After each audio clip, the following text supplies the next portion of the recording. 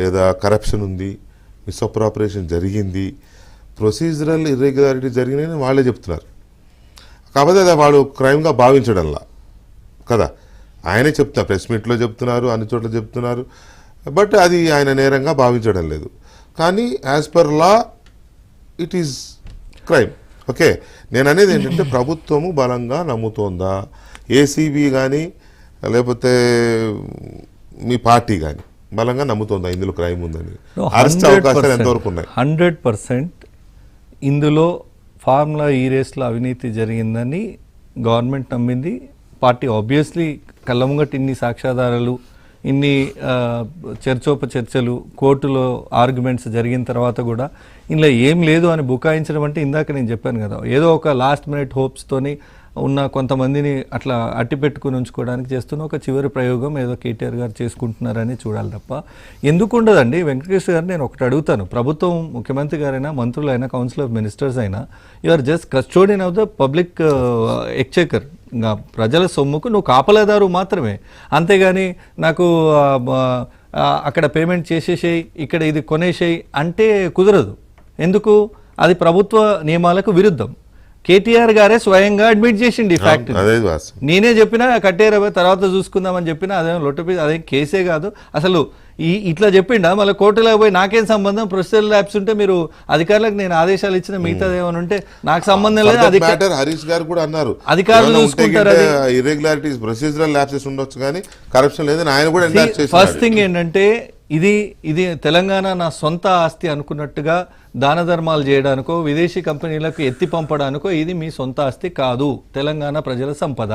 ఈ సంపదను సంరక్షించాల్సిన బాధ్యతలో ఉండి మీరు విదేశీ కంపెనీలతో ఎవరున్నా అందరికి వర్తిస్తుంది చేసి విదేశాలతో ఒప్పంద పత్రాలు అందుబాటు లేకుండా చెల్లింపులు ఇష్టారీతిన చేసుకుంటూ పోయిందనేది ఈరోజు చాలా స్పష్టంగా ఎస్టాబ్లిష్ అవుతుంది. అది ఏది ఎక్కడికి ఎంత పోయింది, ఫార్ములా ఈవెన్ రేస్కు ముట్టిన తర్వాత అట్నుంచి ఎటు పోయిందనేది తేలాలి కదా. ఇప్పుడు మేమేమంటున్నాము, అట్నుంచి కిక్ బ్యాక్స్ వచ్చినాయి అంటున్నాము, లేదు మీరు ఆ కాంట్రాక్ట్ ఇచ్చిన కంపెనీ మీకు ఇవి ఇచ్చినాయి అంటున్నాము, బాండ్స్ ఇచ్చినాయి అనే విషయాలు బయటకు వచ్చినాయి. సో చాలా గూడుపుట అనేది జరిగింది. నేను ఎంక్వైరీ చేసినాక let investigation agency court will decide how much ఎంత అవినీతి జరిగింది, ఎవరెవరు బాధ్యులు వాళ్ళు చెప్పాలా. అక్యూజ్డ్ నాకు సంబంధం లేదు, నేను అవినీతి చేయలేదంటే ఎవరు నమ్ముతారా? మీరు ఆర్గ్యూ చేస్తున్నది ఏంటి? బీఆర్ఎస్ పార్టీకి ఎలక్టోరల్ బాండ్స్ రూపంలో 46 కోట్లు 56 కోట్లు వచ్చింది మీరు ఆర్గ్యూ చేస్తున్నారు. కానీ పేమెంట్ ఇప్పుడు ఈ కేసులో పేమెంట్ ఏదైతే 55 కోట్లు 54 కోట్లు ఈ పేమెంట్ చేసింది ఎవరికి? ఎఫ్ఈఓకి, ఫార్ములా ఈ ఆపరేషన్స్ అనే ఆర్గనైజేషన్కి. ఎఫ్ఈఓకి పేమెంట్ చేస్తే గ్రీన్కో వాళ్ళు ఎందుకు ఇస్తారు?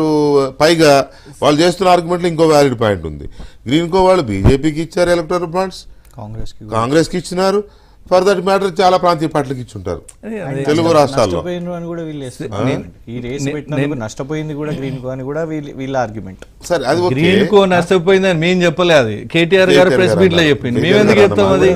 గ్రీన్కో ఏ బేసిస్ మీద నష్టపోతుంది? ఒకటండి, వ్యాపారం చేసినప్పుడు లాభాలు వస్తాయి, నష్టాలు వస్తాయి, మనకు అనవసరం. ఇది నేను అదే చెప్తున్నా. గ్రీన్కో డబ్బులు ఇస్తే గ్రీన్కో వాళ్ళు బాండ్స్ ఎందుకు ఇస్తారు? నాకు ఇది కొంచెం అర్థం కాలేదు. నేను ఏమంటున్నా సార్, ఈ మనీ అంతా అబ్రాడ్ త్రూ ఎటు ఎన్ రూట్ అని అయిందని తెలుసుకునే ఉద్దేశం ఈరోజు ఈడీ పరిస్థితి ఉంది, ఈడీ చేతిలో ఉంది. మా ఏజెన్సీ ఏసీబీ, రాష్ట్ర ప్రభుత్వం తర్వాత ఏసీబీ కూడా డీటెయిల్ ఎంక్వైరీ చేస్తుంది. మీరు ఎంతసేపు తెలంగాణ ప్రజల్ని ఈ విషయాన్ని జాగ్రత్తగా అబ్జర్వ్ చేయమని కోరుతున్నా. విదేశీ కంపెనీలకు మేము ఇచ్చినాం, వాడు తీసుకున్నాడు, ఇలా అవినీతి ఎక్కడ అనేది కేటీఆర్ గారు ఒకటి పదే దీన్ని ప్రమోట్ చేస్తుండ్రు ఈ స్టేట్మెంట్ని. ఆ ఇచ్చిన పైసలు బ్యాక్ రూట్ అయ్యి వచ్చినాయి అని చెప్పేది, కిక్ బ్యాక్స్ వచ్చినాయి కేటీఆర్ గారికో ఆయన సన్నిహితులకో ఏ దేశంలో ఏ ఖాతాలకు జమ అయినాయో విచారణలో తేలేదాకా ఓపిక పట్టమని తెలంగాణ ప్రజల్ని కూడా ఆలోచించమని కోరుతున్నాం. అక్కడితో అయిపోలే కేసు. రెండోది, ఇంకా ఇప్పుడు లేటెస్ట్ న్యూస్ ఏంటంటే ఇది ఫార్ములా ఈకి కూడా పరిమితం కాదు ఈ కేసు. కేటీఆర్ గారి ఆస్తులు మొత్తం ఇవ్వమని ఈడీ అడిగింది ఈరోజు.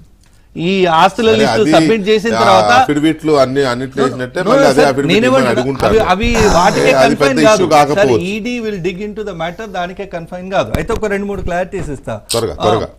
అప్పుడు కేటీఆర్ గారు మంత్రి కదా, అప్పుడు రేవంత్ రెడ్డి గారు కాదు కదా, ఎందుకు ఛాలెంజ్ చేశారని ఒక ప్రశ్న మా సోదరుడు లేవనెత్తారు. నేనేమంటున్నా, అప్పుడు మంత్రి కేటీఆర్ గారికి మా అధ్యక్షుడు, నాటి అధ్యక్షుడు ఇయ్యలే, కాంగ్రెస్ పార్టీ అధ్యక్షుడు హోదాలో రేవంత్ రెడ్డి గారు PCC president గా. వర్కింగ్ ప్రెసిడెంట్ గా ఉన్న కేటీఆర్ గారికి సవాల్ చేసి ఇదైతే సబబే కదా, ప్రెసిడెంట్ వర్కింగ్ ప్రెసిడెంట్ కి సవాల్ చేయొచ్చు, దానిలో ఇన్వాల్వ్ అయిన వాళ్ళే